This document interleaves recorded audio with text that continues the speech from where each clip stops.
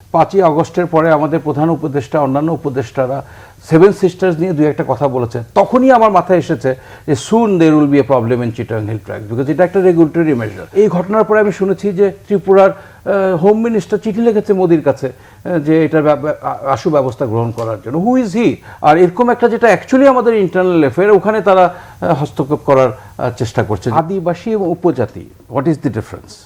কেন পাহাড়ি উপজাতিরা এখন তাদেরকে আদিবাসী হিসাবে আখ্যায়িত হতে চাচ্ছেন? তারা 2060 সালে জাতিসংঘ একটা United Nations declaration for the rights of indigenous people একটা ল পাস করে, এবং ওখানে আদিবাসী বা ইন্ডিজিনিয়াস পিপল যারা, তাদেরকে টেরিটোরিয়াল রাইট দেওয়া হয় এবং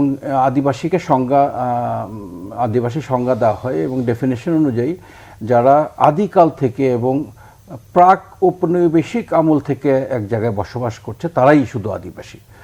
মার্কিন যুক্তরাষ্ট্রে রেড ইন্ডিয়ানস ওরা আদিবাসী। এখন রেড ইন্ডিয়ানসদের জন্য আমি ইউএসএতে অনেকদিন বসবাস করেছি, দে হ্যাভ সেপারেট টেরিটরি, ওখানে ফেডারেল গভর্নমেন্ট স্টেট গভর্নমেন্টের কোনো এখতিয়ার নাই, তারাই ওই জায়গাটা চালায়।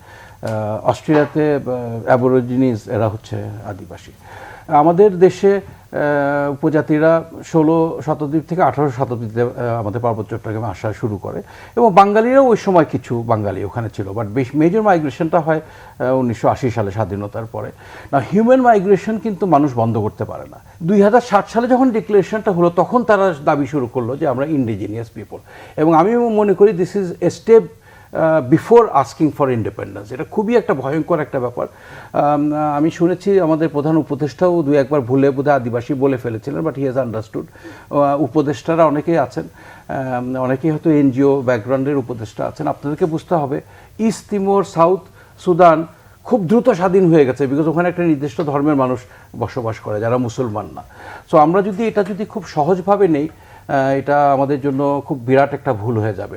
সো এই পরিস্থিতি কেন হলো, এখন কেন হলো? আমার ব্যক্তিগত মতামত হচ্ছে it's part of the conspiracy that is going on against this second liberation independence that we have got, এবং এটা আমাদেরকে খুঁজে দেখতে হবে এটা কারা এটার পিছনে কাজ করছে। আমি নিশ্চিত যে আমাদের পার্শ্ববর্তী দেশ, আমি যখনই শুনেছি আমাদের 5ই আগস্টের পরে আমাদের প্রধান উপদেষ্টা অন্যান্য উপদেষ্টারা সেভেন সিস্টার্স নিয়ে দুই একটা কথা বলেছে, তখনই আমার মাথায় এসেছে যে soon there will be a problem in Chittagong hill track, because এটা একটা regulatory measure. They want to prove that they exist. এই ঘটনার পরে আমি শুনেছি যে ত্রিপুরার হোম মিনিস্টার চিঠি লিখেছে মোদির কাছে যে এটার আশু ব্যবস্থা গ্রহণ করার জন্য। Who is he?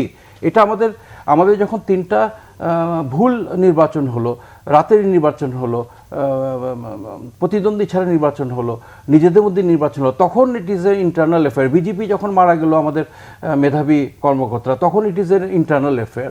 আর এরকম একটা যেটা অ্যাকচুয়ালি আমাদের ইন্টারনাল অ্যাফেয়ার, ওখানে তারা হস্তক্ষেপ করার চেষ্টা করছে, যেটা কোনোভাবেই আমরা গ্রহণ করতে পারি না। আমাদের 24 ডিভ চট্টগ্রাম যে সেনাবাহিনীর যে কমান্ডার এখন যে আছে জেনারেল মাইনুর, আমরা সবসময় সেনাবাহিনী চট্টগ্রামের জিউসির ব্যাপারে খুব আমরা কেয়ারফুল থাকি, এবং it is always the second command.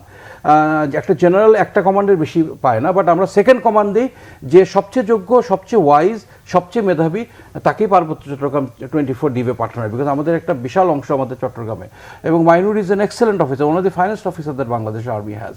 So এই পরিস্থিতি আমাদেরকে, এবং আমি যতটুকু বুঝেছি যে দেবাশিস রায়, তার ওয়াইফ ইয়ানিয়ান, তাদেরও একটা ইন্ধন থাকতে পারে এটার পিছনে।